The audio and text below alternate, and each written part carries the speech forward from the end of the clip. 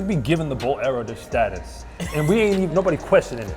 Was it really the best? In 1988, in that 100-meter final, right? If you're Carl Lewis, are you going to show people that footage and say, this is my Olympic champion race? 2024 was a good example of that. Like, the time wasn't even relevant at the Olympic Games, but we just saw an entire sweep. And that gave people the impression that, was that better than 2012, where we had crazy fast times? This generation, because you said it's not that type of time right now, 2025, this era, it's not that time where we just don't have a guy who's just gonna dominate it. Well, is that because this era is not strong enough, or is it because it's stronger than all the other eras?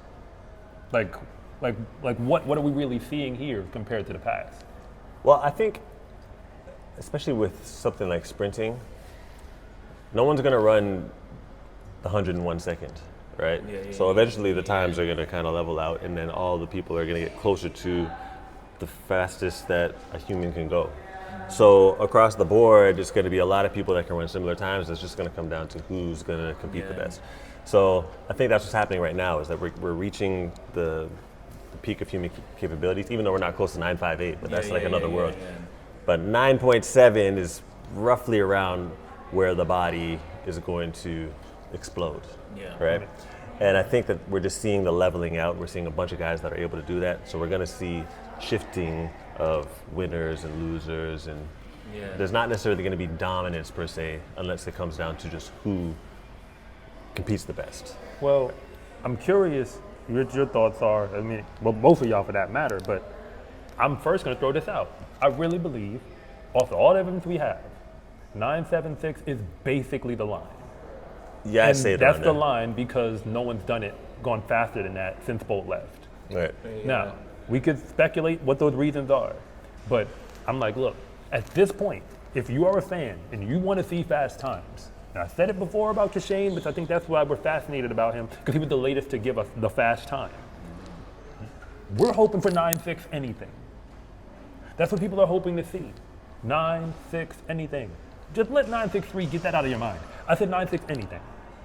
Because those are times that at least a human being who wasn't named Bolt ran. Under any conditions. Right. Under any conditions, no one has ever run under 9.65 who wasn't Bolt. That's scary. With all these crazy wins we be seeing, we still have never even seen under those circumstances anybody do it. But then it goes back to the eras. So I'm like, okay, is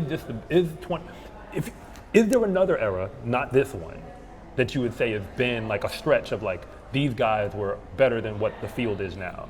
Because the field now is Noah, Kashane. Let's go through the Olympic final. Noah, Kashane,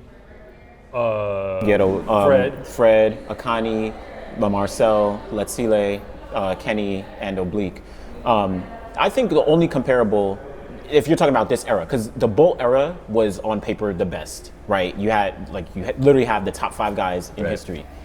But I would go to the 90s as a semi-comparable era. Going back to Donovan Bailey, you had Otto Bolding, you had Frankie Fredericks, you had Bernie Surin, you had Leroy Burrell a little bit earlier. You had a lot of guys who were kind of like, not necessarily changing hands, but like were very competitive. Donovan Bailey was not the most dominant guy on the circuit across the board. He came up at championships. Frankie Fredericks was always there. Right. You had Linford Christie, was always like, you had a lot of guys who were like very competitive, running 9.9s, 9.8s, That's what I would maybe compare this to. I would say that, I would say I'd compare it to that too. The only difference I would say is that they don't line up as frequently together. Back then they used to line up a lot more frequently. All the time. But as far as the parity and the battling and where the guys actually are level-wise, I would say it would be similar. Well, so then, all right, knowing that the Bolt era was on paper, much better, but Bolt was always on top outside of whatever, 1 or 2 races he lost, whatever. Is this a better generation of athletes to watch? Because we don't know who's actually going to win. Well, let's unpack that, because we need to be giving the Bolt era their status. And we ain't even, nobody's questioning it. We got to actually have the conversation. Was it really the best? Remove Bolt for a moment. What was left? Johan Blake, Tyson Gay, Asaf Powell, Justin Gatlin. Johan and Tyson. Even Nestor Carter ran 9.7. Like, you had a lot of guys. Wait. We're talking about the people who, Nesta Carter has a Okay. medal. There's some All names, those yeah. guys have medals. Okay, so wait, There's a okay. name, Joe. I'm gonna address the elephant in the room. I'm gonna do it. Because I did a video on this a while ago. When we look at the 100, I did a list and did a breakdown of the fastest times we've ever seen, the men who put them down, but took everybody who had a suspension, an actual suspension off that list. Right. Hey, you can feel how you want to feel about it. But I said, if you actually got suspended, where you had to sit out time from competition, we will now take you off this list. Okay. So if you remove that, because Nesta Carter's gone. I mean, No shade, God bless. I don't think Wish him the best. I don't think they should be gone though, because we're talking about the race and the battling. That doesn't ruin the race okay, for so me. if it- I won't be like, if- well, this okay. race sucks because that. What about the person rate? lost Well, something. people whose results are scrubbed. You don't. I wouldn't scrub it. Oh, okay. Because see, I'm not saying with what you I on see that. is what I saw. If it's like, been officially Wait, taken off, that if it's taken off, I mean, if but they took the medal back, if it's taken off in the books, it doesn't count anymore, right? Yeah, like- But Oh, as far but as you're what we talking saw, about what we saw. as far as what we saw, and okay, as far as if the you go actual understand race. that. the way it works for history is when you go look at official results, Yeah. they literally change the results and it says disqualified. I think one of History the for me is what I saw. one of the issues is that That's by 2012, history. where Tyson Gaze, technically his time is gone from Right. that race, but people still remember that race of like. Of course. Yeah, that's where I But can you understand see what I'm that, saying? but- This is it's an actual debate, though. It's an actual- Because if you're correct, if you're right, then it's almost like you can kind of get away with whatever. Because if we're gonna just remember you on the legacy and you still get to keep the checks, you just kind of run the risk. So it's like, to me, if it went off the books, it's off the books. Okay, let me ask you a question. Okay. In 1988, in that 100-meter final, right? If you're Carl Lewis, are you going to show people that footage and say, "This is my Olympic champion race"? No. Right. So That's crazy. history is what we saw. We saw Ben miles in front of him, and we saw that he dominated that race. And if we're just going off of the event, the moment, the feat. You got a response? Yeah, I already yeah. got mine prepared. I'm just saying that is what we saw. It makes sense, but the only problem I have with that is like Ben was like out there. He was Right. so out there, and like it's not like, again, Tyson Gay in 2012. He didn't even medal, so it was like down the path. It's like Ben was like gone, Right. and he was like, what was it, like the day after, within the week, he got suspended. Right. So that is a different situation. Yes, Carl Lewis is not going to be showing that footage. Right. But I think that is such a different situation. But we It's can't not- I can't don't erase what think we it's saw. that much All of a I'm trying to say is we can't erase what we saw. I mean, you're right. I agree. We Right. can't erase what we saw. Right. But my response, which is similar to what you said already. I already said it on camera. I'll just say it again. He ran 9.79, and it seemed too good to be true because it was too good to be true.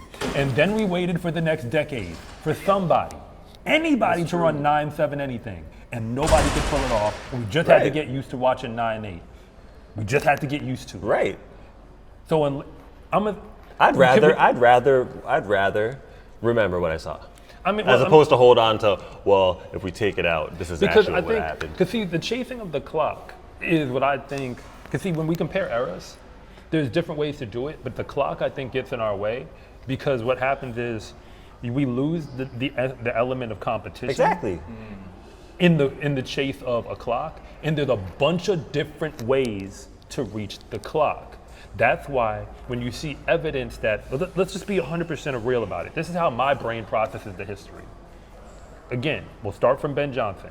Super fast history lesson. I might be able to do it in 10 to 15 seconds. Ben Johnson, too good to be true.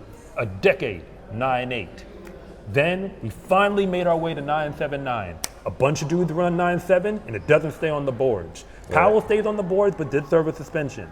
And then Bolt shows up. He runs to times that we've never seen before. He leaves. He took a few people with him, and some of them did sit up some time out. They did. But they kept their times. They kept their time, but they did sit some Except time Tyson out. once, but yeah. And now, nobody can go faster than 9.76. Like, period. We've had almost a decade now. We're getting close to a decade, but we've never seen it. And this is a super spike era. We got new technology. what I'm We got saying. Look, Normatech, man. everything else. And nobody going 9.76. I'm starting to think that's what people can do. See, okay, And that was a good breakdown. But let's just look, because it's so complicated, I like to just look at what we saw. That's what I'm saying. A very good breakdown, but it is complicated. So what we saw, let's take the clock away. Let's imagine there was no clock in that 88 race. Was that still a good race? I mean, it was a blowout. I mean, it was a blowout. Yeah, but so I would say no. It would be like an NBA final that was swept. right, and I do think a That lot was of this week. Yeah, basically. right, and I do think less emphasis needs to be put on the actual times. The times are a good measuring stick to know who fast is, right? Yeah. But we know all these guys are fast. Yeah, You know what I'm saying? Yeah, So yeah. it's like you can look at a race and think it's a bad race just because it was slow. What if it might have been raining? It might have been some headwinds. It might have been whatever. But the battle is still the battle. The people are still the people. So that's what we need to kind of target in on, because neither of you could tell me Lewis Hamilton's fastest lap time in Monaco. You just know he's fast, right? They don't care about the times. It's just, you know that these guys, you know these sprinters are fast. That's true. And 2024 was a good example of that. Like, you can, actually the time wasn't even relevant to a degree at the Olympic Games, but we just saw an entire sweep. It was just it was a really good race. And that gave people the impression that, was that better than 2012, where we had crazy fast times, Right. but the competition is actually what matters. From a race standpoint, 2024 was better. But Bolt is not. I agree. I love 2024 for what it was. That's But taking away the Bolt's clock and greatness- the figures. The Because figures. see, like Bolt's greatness is the gold standard, literally, and then everything gets measured off of that. Right. And it's just like what Jordan did to basketball, where everyone's from now on is being held to a particular. We saw this and we charted it. So when you look at what his report is, you could slice it both ways. It's not just the clock; it's the gold standard. It's that when he was in a race, he said it himself. He's like, those last 10 to 15 meters, if you ain't got me by now, it's over, man. Like if you don't have me, like have me, it's over, because I'm about to, in like a few strides, we done. It's a wrap. And everybody came to these races trying to do stuff they never did, and nobody could pull it off. It was essentially bulletproof for 8 straight years. So when we start coming out with moral victories on guys who get in second, he'll be ready for Worlds, he's warming up. Try selling that to the fans. I'm going to speak up for them because I think I understand how they think. They can't process that foolishness. Of course not. Well, they can process dominance. Right. Even if we took the clock away, I can process dominance. Right. I can't process he warming up, he preparing. Thank you. We can't do that. No. We need to be able to. And I just say build the system where you have to win your way to the top, right, instead of like a time over here, a time over there, a trial over here, and then we run a prelim with some high school and college kids, and now I'm in a final.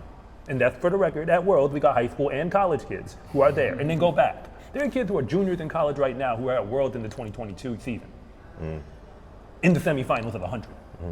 You see what I'm saying? Like, this is real. No shade to them. It's just that's what the product actually is. We need to compete our way to the top, and I think that would even make these debates even easier. But one thing that we do know is, did anybody actually think that Bolt was going down during those 8 years? In a race that mattered? Nobody does. No. 2015 was the closest. So I did think 2015 he was going to lose. I mean, yeah, on the way to the line, and then that last. I think and even through the season, he just didn't. That was the closest. Yeah. But in general, it's like in general, I see what you're saying, though. So it's like era to era. I mean, okay. And it comes down to what you like. Do you like seeing someone dominate, or do you like seeing people battling? I mean, the 90s. I mean, so you say the 90s is it? Is the most comparable to what we're seeing now, because you're seeing competition head to head, like, well, not as much head to head, but at least like the times, it's like you don't know who's going to necessarily When you say the win. Bolt era, do you mean 08 to 2012? Or do you mean like all the way down to 2016? 2016, because Gatlin. So 12 to 16, you're counting all of that as like I'm counting 2008 all the way to 2016, because Gatlin, you can go to 2017 if you want, but like I just need to include Gatlin, because Gatlin came back in 2010, 2011, and he's part of the Bolt era to me. Okay. So you can even go back to 2007 if you want. 2012 is the height of that era? It's like, the height, yeah. Like if we were charting it on a graph, that was the peak, 2012. Essentially. 2012. I would say around there. I think the peak would be 09. But 2012. Well, that was his peak. You mean the era? The era, not like, Bolt's era. We're talking about the entire era. Oh yeah. 2012 about the So peak. 2012 was when the group got the closest to like we're all coming with big guns. Yeah. And we're gonna see who has the biggest, even though we know it's him. Yeah. Like He owned that era, man. So I'm at, well. We're not going to get that again though for a while. My name is Anderson from The Final Leg. And I'm Coach Rob from SCA Track and Field. And thank you for watching this segment from The Finish Line. If you want to know what's really going on at the high school and college level, be sure to subscribe to Coach Rob Track and Field. And if you want more content on the best track and field athletes in the world, be sure to subscribe to The Final Leg.